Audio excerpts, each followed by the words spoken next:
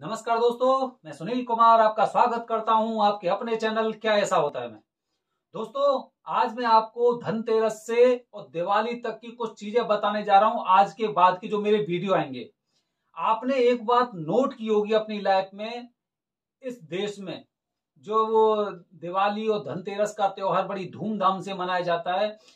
हमारे भारत देश में धनतेरस और दिवाली के आसपास इतने टोटके टोटके बोल सकते हैं उन्हें, ऐसे टोटके किए जाते हैं किसी दूसरे के लिए नहीं। मैं ये नहीं कह रहा कि किसी दूसरे के लिए किए जाते हैं, बल्कि अपनी सुख समृद्धि के लिए, अपने आप को थोड़ा सा ऊंचा कद करने के लिए, अपने आप की दिशा को गति देने के लिए कुछ ऐसे ऐसे टोटके किए जाते हैं। टोटके भी कह सकते हैं उन्हें, उपाय भी बोल सकते हैं। मैं यहाँ पर उपाय शब्द का उपयोग करूंगा। दोस्तों, धनतेरस से दिवाली तक, क्योंकि धनतेरस से दिवाली तक हर घर में हर इंसान केवल इसी बात को चाहता है कि लक्ष्मी माता हमारे घर में आए, हमारे घर में लक्ष्मी माता आए। इस तरह की चीजें चलती हैं पूरे देश में, चाहे वो गरीब होगा या अमीर होगा, हर इंसान कुछ ना कुछ कसम कसम और इसी चीज में लगा रहता है कि कुछ ऐसी मुझे युक्ति मिल जाए जिसकी वजह से मैं माता लक्ष्मी को प्रसन्न कर लूं। दोस्तों, सबसे पहले लक्ष्मी जी की पूजा से पहले धनतेरस का त्योहार आता है। धनतेरस मतलब आप समझ रहे हैं, धनवंतरी देवता। जब समुद्र मंथन हुआ था तो भगवान धनवंतरी हाथ में कलश लेकर आए थे।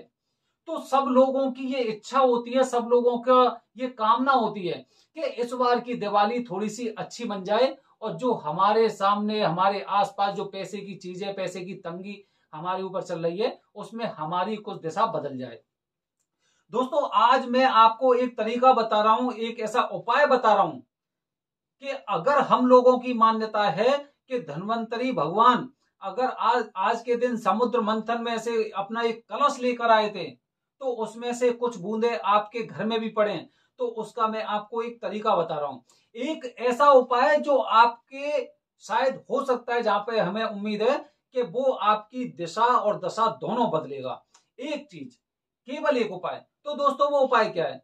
जब आप सुबह ही सुबह उठते हैं, सुबह ही सुबह उठने के बाद आपको सबसे पहले क्या काम करना है? अपने दोनों हाथों को ऐसे करके, ऐसे करेंगे तो आपको एक चंद्रमा दिखाई देगा। उस चंद्रमा को आप बड़े गौर से देखें। उठने के बाद आपको बिस्तर नहीं छोड़ने हैं, ऐसे चंद्रमा बना के और उसे देखें, और उसके बाद अपनी हथेली को भी देखें। अपनी हथेली की जो धन रेखा होती है, धन रेखा, अगर धन रेखा यहां से लेके यहां तक आती है, ऐसे करके आती है। अगर धन रेखा नहीं है तो आप यहाँ पे अपनी मस्तिष्क रेखा देख सकते हैं, क्योंकि जब धन रेखा नहीं होती तो बुद्धि के द्वारा पैसा कमाया जाता है। जब आप इसे देखते हैं, इसे देखने के बाद आपको इसे चूमना है, दोनों दोनों की ऐसे करके तुम्हें चूमना है। और चूमने के बाद आपको धन्वंतरी भगवान का थोड़ा सा आह्वान करना है कि समुद्र मंथन हुआ है और आज ये हमारे घर पर आएंगे। अब जब आपके घर पे कोई आता है तो क्या होता है? कुछ ना कुछ तैयारी होती है ना, स्वागत करते हैं। अपने घर को पूरी तरह से सजा के, जैसे दिवाली पे तो वैसे सब लोग सजा के ही रखते हैं, लेकिन आपको थोड़ा सा प्रयास करना है कि धनतेरस से एक दिन पहले तक आपको अपने पूरे घर की सज्जा संवारनी है, पूरा एकदम तरीके से एकदम अपने घर को बना देना है। अब उसके बाद जब आप ये काम कर चुके हैं, तो उसके बाद आप जब सुबह उठेंगे तो उठने के बाद आपको किचन में से थोड़ा सा जल लेना है। और जल लेने के बाद, ये मैं आपको बता रहा हूं धनतेरस वाले दिन वाली बात, जब सुबह जब आपने एकदम दोनों अपनी हथेलियां चूम ली, उसके बाद किचन में से थोड़ा सा जल लें, और जो आपका मेन गेट है, मेन गेट पर वहां पर थोड़ा सा जल के छींटे डाल दें। आप थोड़ा सा छिड़काव कर दें अपने घर के जो मेन गेट है उसके सामने। अब दोस्तों, इसके बाद क्या करना है? फिर आप अपने काम दाम जैसे जिस हिसाब से आप करते हो उस हिसाब से करते रहिए। उसके बाद जब शाम को आपको पूजा करनी है, तो शाम की पूजा के समय आपको भगवान धन्वंतरी के साथ लक्ष्मी माता और धन देवता कुबेर महाराज की पूजा करनी है। और लक्ष्मी माता की पूजा भगवान विष्णु के बिना अधूरी रहती है, इसलिए आपको इन चारों देवताओं को पूरी तरह से आचमन करना है और उनकी पूजा करनी है।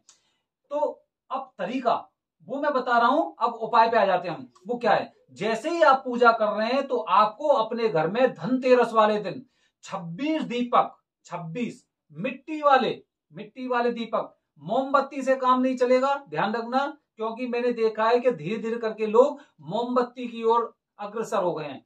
तेल के दीपक की एक अलग अहमियत होती है और तेल का दीपक ही हम लोगों को जलाना चाहिए, मोमबत्ती नहीं जलानी चाहिए। ठीक है, तो आपको मिट्टी वाले छोटे छोटे दीपक लेने हैं 26, और 26 दीपक आपको वहां पे जहां पे आप पूजा कर रहे हैं, जहां पे आपने पूजा की पूरी सामग्री रख रखी है, जहां पर आप पूजा करने वाले हैं, वहां पर आपको 26 दीपक वहां पर जलाने हैं सरसों का तेल डाल के।